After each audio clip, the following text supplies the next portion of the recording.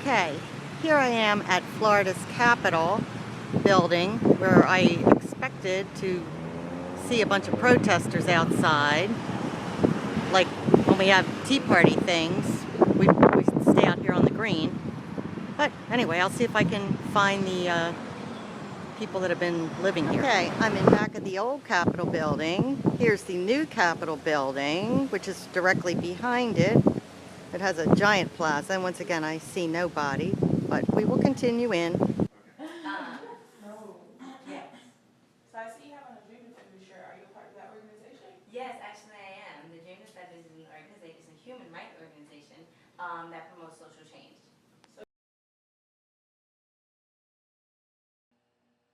Okay, I'm back from the Capitol, and here's what I found out.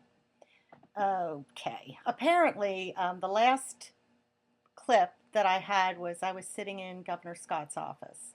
And I was sitting over by where the reception area is. There's two people at the reception desk. There was a group of people sitting over there in a circle having kind of a talk or, meeting or whatever.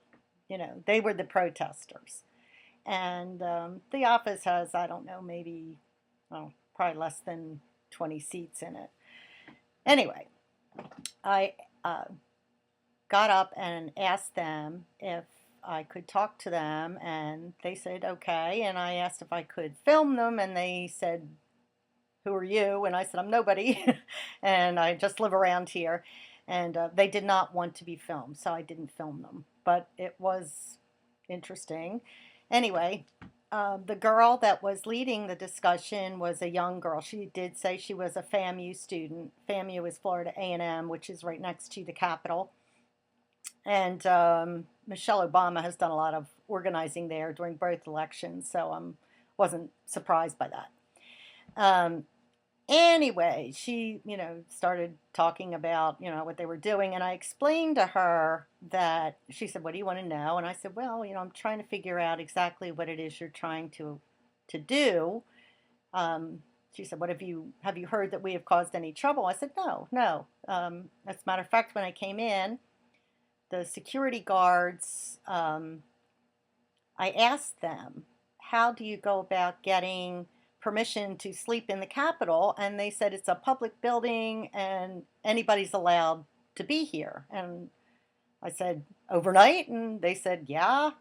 And I said, anytime? And they said, yeah. And I said, well, what keeps the homeless people from sleeping here? Because a couple blocks down is Tennessee Street, where the bus station is and the homeless shelter, and generally what the drug people refer to as crack street, all that kind of stuff.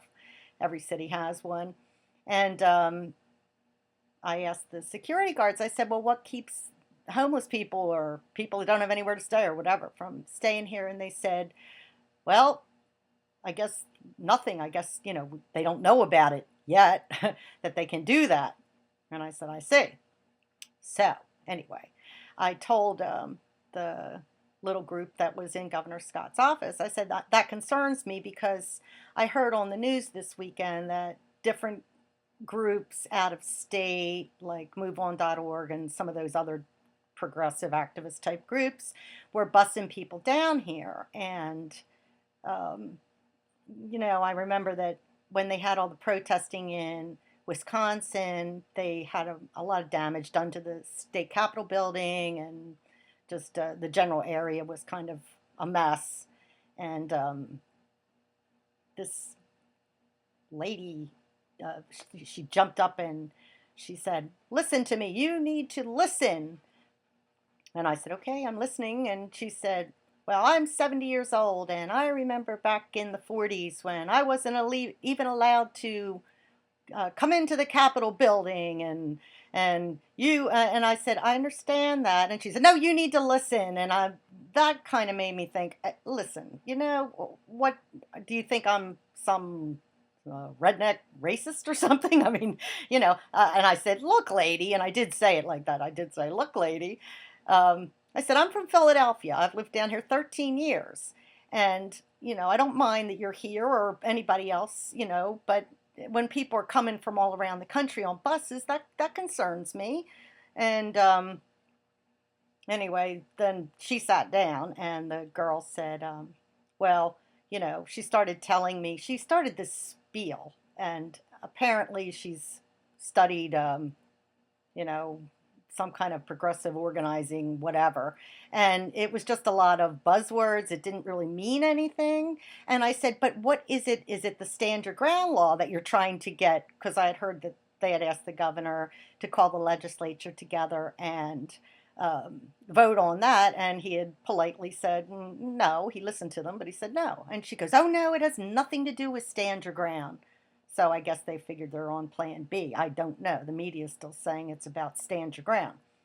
Um, so I said, well, what is it that you're trying to accomplish? And she starts on her spiel again. And I, I said, but and she goes, you're interrupting me. And I said, well, you're filibustering. Uh, I don't understand what it is that you're trying to accomplish, what it is that you want to do.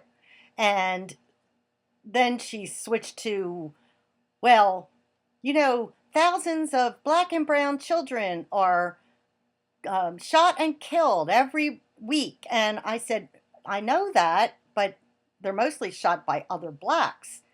Now, I guess that's politically incorrect to say, even though it's the truth. And I wasn't saying it to be mean. I was just answering, yes, so we're aware of that. It's mostly a gang problem in inner cities. Has a lot to do with, the drug cartels and all that. But anyway, that elicited a couple groans, and the girl said, she didn't deny it, but she goes, well, irregardless. And, you know, and she said, I forgot to tell you that the 70-year-old lady had said to me that back when she wasn't allowed in the Capitol, that if it wasn't for people from out of state, she probably, still wouldn't be allowed in and all this stuff. And I was like, okay, so, I guess these people uh, are aware that people are going to come from out of state and they don't mind. Anyway, I couldn't really figure out what it was that they were doing there or what they wanted. Um, I was trying to be nice to them, but apparently just not agreeing with them. I don't think these people have gotten any pushback at all so far, really.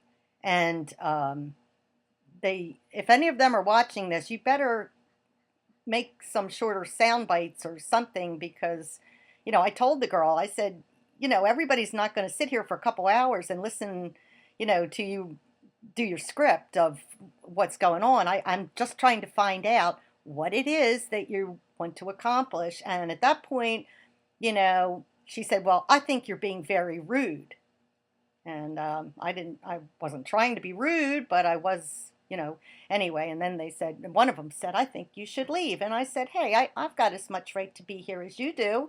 And one of them said, well, yeah, you do. And anyway, but then they just kept saying, well, you're being very rude. You're being very rude. So I said, well, okay, but, so I still don't know exactly what they're trying to accomplish. I don't know. It just seems to me like it's some kind of progressive organizing, cornucopia of racial unfairness or something. I really don't know. But anyway, at that point, I, left, and they said, okay, well, drive carefully, goodbye, and good afternoon. And I said, same to you. And, you know, um, anyway, so that was kind of interesting, but, um, there wasn't a lot of people there. That surprised me. I thought there would be a lot of people there. The media just sensationalizes everything, and I just figured I'm going down to get my car fixed. I'll just stop by and see what is going on in there. So there you go. And this is my opinion for what it's worth. Um, and that's I still don't really know what they're trying to do, but they're there. So all right.